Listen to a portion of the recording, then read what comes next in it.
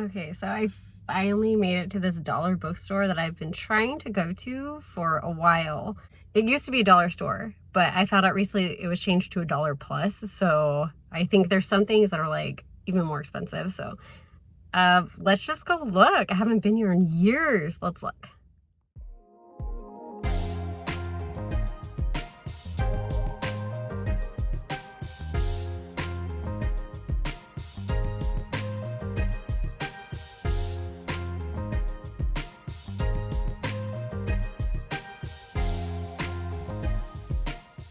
Well, Jenny Ivanovich caught my eye because there was like a special copy or edition of Wicked Business, but I already own it, so I put it back and I'll let somebody else pick up that treasure. It is a really cute, I think there's only like 2 or 3 books in that series. I recommend them, they're very cute. Cherry Blossoms just seemed like a cool name for a title. I noticed right away that a lot of the books at this store were older and nothing was really catching my eye. Or if I saw something that seemed interesting, it's like, oh, I already own this, or oh, I've already read that. So I'll just keep looking and hopefully I'll find something if I look hard enough, right? And on this shelf, I saw a copy of a book by Gregory Maguire. I think it's the same guy that wrote Wicked. But I actually tried to read Wicked years ago, and I really hated it. So I quickly put that other book back.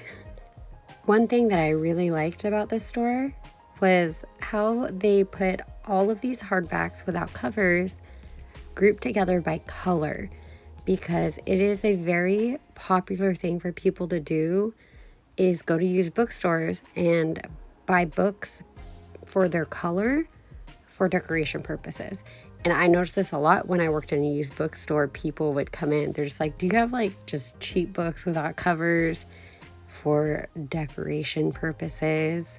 So I love that the store had its own little setup. However, the books weren't that affordable.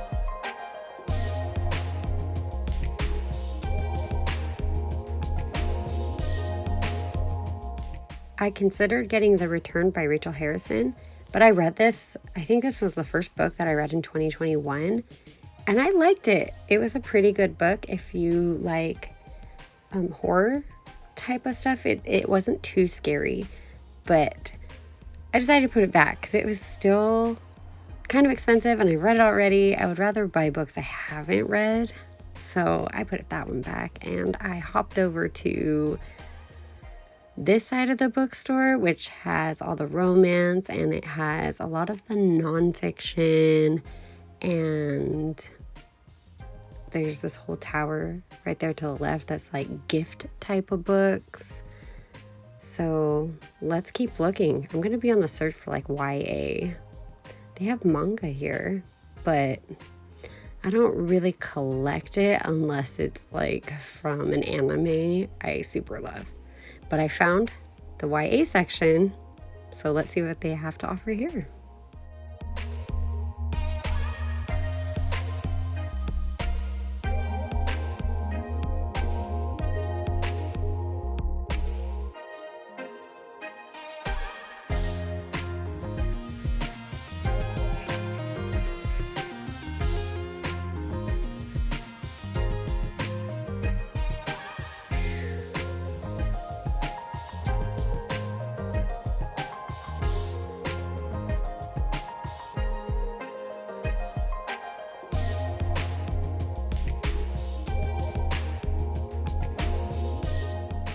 I saw Pumpkin Man, and I was instantly intrigued because it looks like a jack-o'-lantern on the side.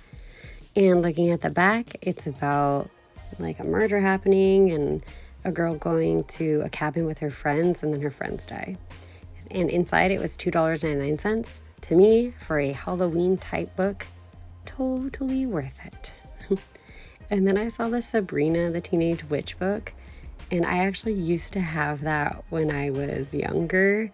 And so I was like tempted to buy it because I no longer own it, but I decided not to. And then here, there was a copy of this book for $2.99, whereas earlier in this video, there was a copy for $4.99. So I'm not entirely sure why they're different prices. Maybe one was a first edition or something. I didn't really check that. Maybe I should have.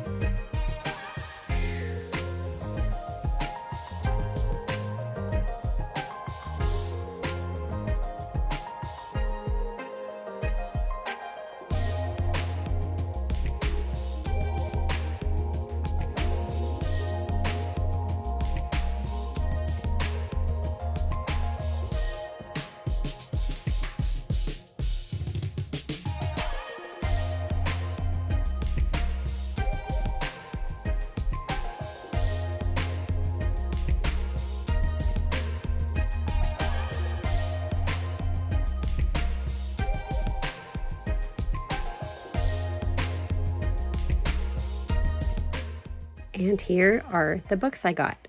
Let me tell you more about them. Less by Andrew Sean Greer. This is a winner of a Pulitzer Prize. You are a failed novelist about to turn 50. A wedding invitation arrives in the mail. Your boyfriend of the past 9 years is engaged to someone else. You can't say yes, it would be too awkward. And you can't say no, it would look like defeat. On your desk are invitations to half-baked literary events around the world. So what do? You accept them all.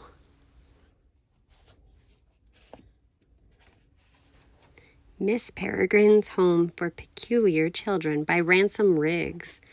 This was made into a movie. I still haven't seen it. So this is a mysterious island, an abandoned orphanage, a strange collections of peculiar photographs. It all waits to be discovered in this book, which is a novel that mixes fiction and photography in a thrilling reading experience. Sounds interesting. The Pumpkin Man by John Everson. After her father's murder, she needs a place to get away from it all with some friends. The empty seaside cottage seems perfect. It seems like they use a Ouija board, and then she discovers that legends of the boogeyman are not just legends after all. The Evolution of Mara Dyer by Michelle Hodkin. You wake up from sedation in a psychiatric ward. You knew you're not crazy, or you know you're not crazy, but no one believes you. Your impossible past is catching up to you quickly. You uncover a secret too big to be untrue, and your boyfriend is keeping secrets too. Uh-oh. Pet Sematary by Stephen King. This is a movie I have seen multiple times, but I've never read the book, so I wanted to pick it up.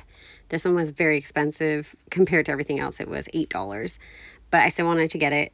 And this one is about a family that moves to a new area, and there is a pet cemetery, and there's legends that if you bury something there, it will come back to life. And so, you know something bad's going to happen there, right? Carolyn Keene's Nancy's Mysterious Letter. This is book number 8 in the Nancy Drew series. By mistake, Nancy receives a letter from England intended for an heiress, also named Nancy Drew. And so she begins to search for this person, but it's obvious that a dangerous man wants to prevent her from finding the heiress. Ooh. Okay, so there were lots and lots of Nancy Drews here, but I decided to choose this one because I only have a very, very, very old copy of book number 8, and I don't necessarily want to read that one, but I will read this copy. And so this one was $3. I was excited to pick it up. Thank you for watching, and I hope that you enjoyed this video. See you in another one. Bye.